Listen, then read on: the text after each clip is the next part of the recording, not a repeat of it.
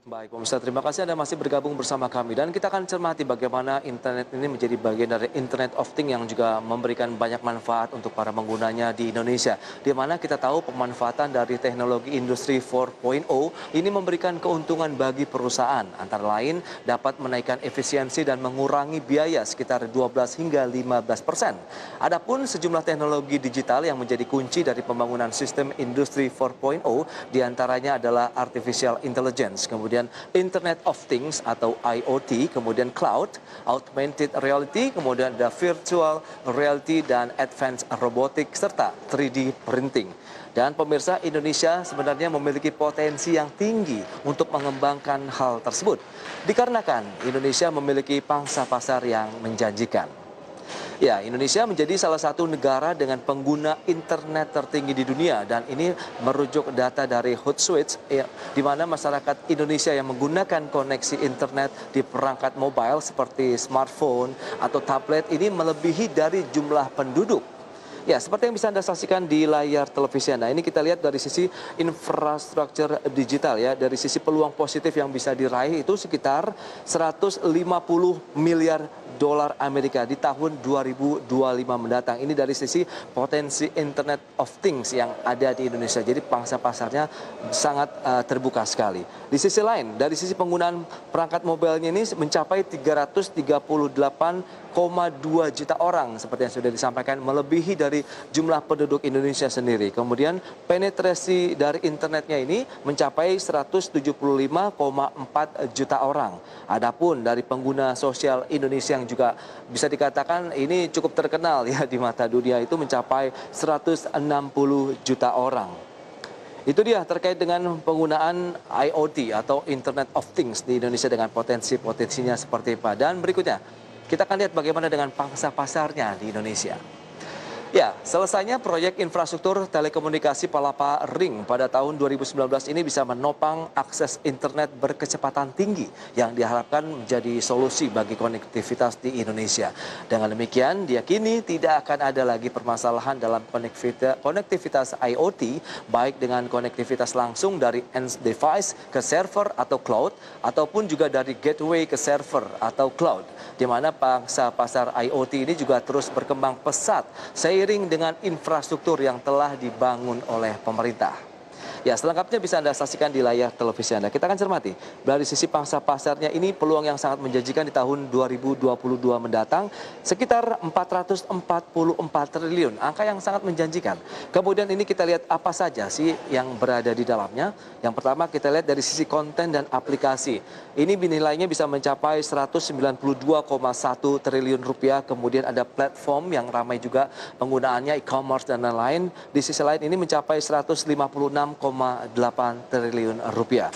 Kemudian ada perangkatnya, IoT, mungkin dari sisi hardware-nya akan seperti apa. Ini mencapai 56 triliun rupiah. Itu dia pangsa pasar yang sangat menjanjikan. Kemudian ada network dan gateway-nya mencapai 39,1 triliun rupiah. Jadi memang banyak sekali peluang-peluang yang menjanjikan dari perkembangan teknologi internet di dalam negeri, dan asalkan pemanfaatannya juga masif, kemudian didukung juga dengan regulasi yang tepat oleh pemerintah dan juga arahannya, sehingga pangsa pasar yang tersedia di tahun 2022 mendatang sekitar 444 triliun rupiah bisa diserap dan bisa direalisasikan oleh pemerintah dan juga dirasakan manfaatnya oleh masyarakat Indonesia. Dan selanjutnya kita akan cermati bagaimana dengan metode pembayaran saat bertransaksi secara online. Ya, majunya dunia internet dan digital di Indonesia ini membuat banyak sekali bermunculan aplikator dan juga pembuat aplikasi yang memudahkan dari sisi kebiasaan investasi atau hal keuangan menjadi serba digital.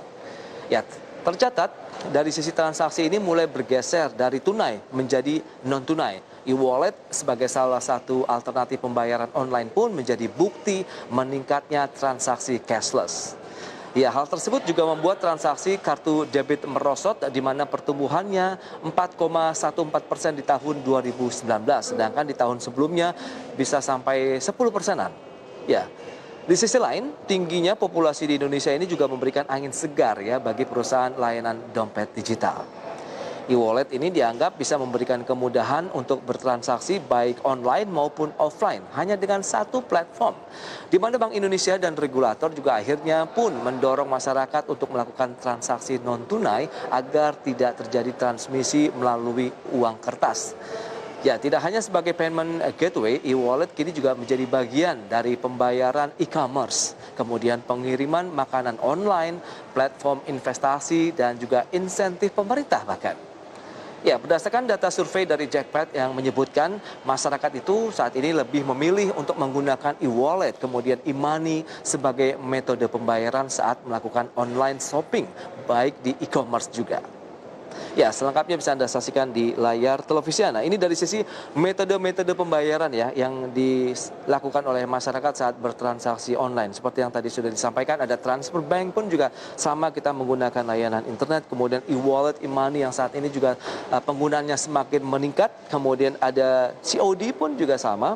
Ada offline payment, ini juga bisa dilakukan, dan kartu debit dengan kenaikan sekitar atau penggunaannya mencapai 3%. Kemudian kartu kredit nampaknya penggunaannya juga semakin turun, hanya sekitar 2% saja. Sementara transfer bank tadi mencapai 30%, disusul oleh e-wallet, e-money-nya juga 26%, dan COD tertinggi juga di 25%. Itu dia dari beberapa yang perlu dicermati ya terkait dengan transaksi secara online. Dan bagaimana sebenarnya tips menghindari investasi palsu. Ya, tidak hanya bertransaksi digital di era internet dan juga digitalisasi seperti saat ini, bahkan investasi sudah mulai banyak bermunculan, dari peminjaman dana bahkan hingga jual beli saham. Yang perlu disikapi adalah bahwa banyak investasi digital yang palsu atau merugikan banyak pihak. Jadi sebaiknya kita harus pelajari dulu produknya baru masuk. Jadi jangan masuk dulu baru dipelajari. Hal tersebutlah yang membuat sering terjadi sengketa antara pelaku usaha jasa keuangan atau PUJK maupun konsumen. Karena mereka tidak tahu produknya. Jadi kita harus mengetahui juga ya produk-produk yang akan kita beli dengan cara mungkin tadi mempelajari jenis produknya apa, mekanisme belinya seperti apa. Jadi kita bisa tahulah apa yang kita beli nanti mekanismenya seperti apa. Jadi memang Anda ini juga harus, dan mungkin saya pribadi harus lebih hati-hati pemirsa saat ada produk yang menawarkan imbal hasil besar. Ya, kita akan cermati bagaimana caranya untuk, ya ini menjadi bagian dari tips ya. Kita lihat ini seperti apa. Karena ini bila dibandingkan dengan investasi yang ditawarkan PUJK legal, penawaran yang diberikan biasanya ini terlalu tinggi. Jadi bisa dikatakan bukan investasi legal. Dan jadi pemirsa juga perlu melakukan cross check untuk mengetahui bagaimana dari sisi legalitas dan meyakinkan kalau badan usaha tersebut bukan badan usaha abal-abal atau palsu. Ya, seperti yang bisa Anda saksikan, kita lihat. Yang pertama kita lihat harus banyak mencari informasi ya, seperti yang sudah kami sampaikan tadi. Memang kita harus banyak mencari tahu dulu bagaimana kita melihat literatur dari jenis-jenis produk. Perusahaannya pun kita harus cari tahu dulu bagaimana kita bisa mengeceknya. Mungkin ke OJK kah, apakah memang menjadi perusahaan yang terdaftar atau tidak, sehingga kita tidak akan terjebak pada saat kita mengambil posisi beli ataupun melakukan pinjaman melalui internet tadi, kita tidak melakukan langkah yang salah. Dan kita lihat berikutnya, ini jangan percaya dengan imbal hasil yang besar. Ini juga salah satu tips yang sudah disampaikan juga. Jadi apabila ada perusahaan yang menawarkan imbal hasil ataupun imbalan hasil investasi yang sangat besar, itu mungkin kita perlu dalam tanda kutip bertanya lebih jauh lagi nih. Dari mana mereka bisa melakukan pengolahan ataupun pengolahan dari sisi manajemen investasinya begitu. Jangan sampai nanti setelah kita masuk menjadi investor ternyata ya seperti yang dijanjikan itu tidak akan terjadi di sepanjang hidup Anda begitu ya. Jadi memang kita harus hati-hati.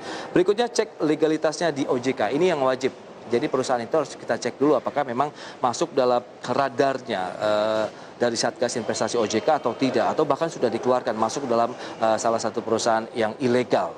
Dan selanjutnya kita lihat ini, jangan mudah percaya memberikan data diri. Ini yang paling sangat sensitif sekali dengan data-data yang kita miliki. Karena tadi seperti yang sudah Mangi katakan, bahkan dia pun menerima email begitu yang dimana meskipun disarankan apabila tidak melakukan peminjaman ataupun melakukan transaksi, sebaiknya kita mengklik salah satu button. Nah itu sebaiknya tidak dilakukan, karena pada saat itu sudah dilakukan akhirnya kita juga harus menyerahkan password, kemudian harus menyerahkan beberapa data-data yang mungkin diminta begitu. Itu yang dikhawatirkan akan menjebak kita begitu pada saat ada link masuk ataupun SMS yang memang sekarang sudah banyak sekali berseliweran, bahkan saya pun merasakan yang sama hingga hari ini pun banyak sekali SMS yang juga yang menawarkan pinjaman, entah pun apapun lah investasi begitu, tapi tetap harus diwaspadai, jangan sampai kita terjebak di dalamnya. Itu dia tips agar terhindar dari investasi palsu dan semoga bermanfaat tentunya bagaimana kita melihat dengan adanya digitalisasi kita semakin dimudahkan,